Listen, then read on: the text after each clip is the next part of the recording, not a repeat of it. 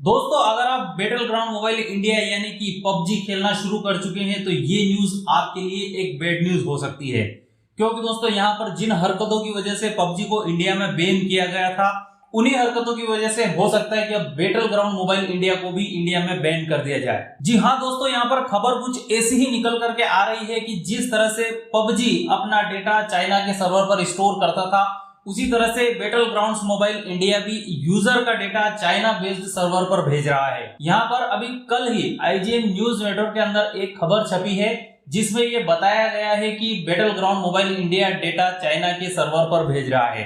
क्या है पूरी स्टोरी मैं आपको बताता हूँ, लेकिन उससे पहले आपने चैनल को सब्सक्राइब नहीं किया है तो यार यहाँ पे जो लाल बटन है उसे दबाकर चैनल को सब्सक्राइब कर लीजिए।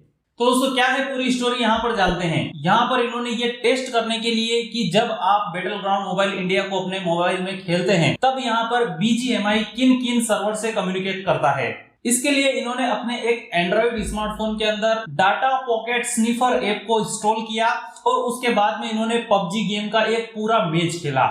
यहाँ पर मैं जिस एप्लीकेशन की बात कर रहा हूँ डाटा पॉकेट स्निफर, ये एप्लीकेशन एक्चुअल में आपके एंड्रॉइड स्मार्टफोन के अंदर जितनी भी एप्लीकेशन है वो किन किन सर्वर से कनेक्ट कर रही हैं उन सभी की डिटेल को इकट्ठा करता है उनके IP एड्रेस के साथ में। तो यहाँ पर इन्होंने एप्लीकेशन को इंस्टॉल करने के बाद में एक पूरा मैच खेला और उसके बाद में उन्होंने उस एप्लीकेशन के अंदर जो उसने डेटा लॉग्स बनाए थे उन डेटा लॉग्स को उनके IP सर्वर के साथ में चेक किया। और यहाँ पर जब इन्होंने इन सभी IP एड्रेसेस को चेक किया तो यहाँ पर दोस्तों एक IP एड्रेस मिला इन्हें जो कि आपको स्क्रीन पर दिख रहा है। ये IP एड्रेस चाइना के एक किसी सर्वर का था जो कि चाइना मोबाइल कम्युनिकेशन कॉर्पोरेशन के सर्वर से कनेक्ट कर रहा था और ये सर्वर बीजिंग चाइना में लोकेटेड है। यहाँ पर इस सर्वर पर उस समय स्मार्टफोन से डेटा को सेंड किया जा रहा था, यानी कि यहाँ पर इससे कम्युनिकेशन हो रहा था। और यहाँ पर IGN की तरफ से बिल्कुल प्रॉपर सबूत के साथ में कुछ स्क्रीनशॉट दिए गए हैं जो कि मैं आपको स्क्रीन पर दिखा रहा हूं। इन स्क्रीनशॉट में आप देख सकते हैं यहाँ पर बिल्कुल IP एड्रेस के साथ में आपको कंपनी का नाम भी लिखा हुआ दिख रहा है जो कि बीजिंग चाइना में लोकेटेड है।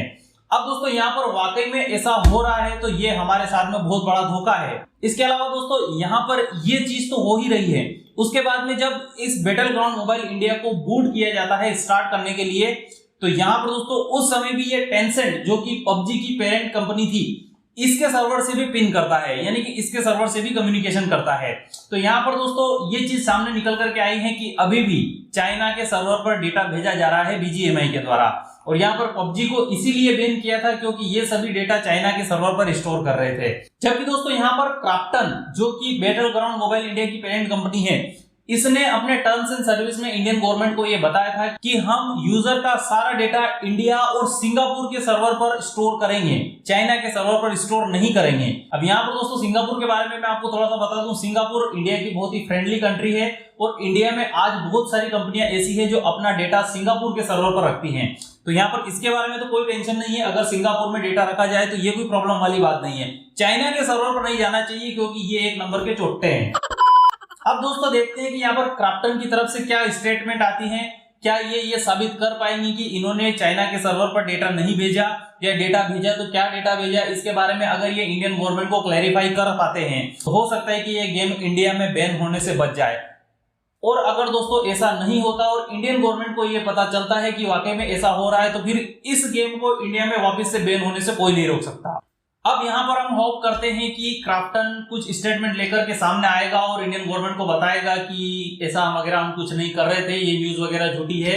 तो हो सकता है कि ये गेम यहाँ पर बैन होने से बच जाए। और यार मैं चाहता हूँ कि ये खबर बिल्कुल झूठी हो क्योंकि यहाँ पर हमारे काफी सारे गेमिंग लवर्स के दिल टूट जाएंगे अगर ये गेम इंडिया के अंदर बैन हो गया तो अब देखते हैं कि क्राफ्टन की तरफ से क्या इंफॉर्मेशन निकल करके आती है। जैसे ही कुछ अपडेट आएगा आपको इस चैनल पर मिल जाएगा।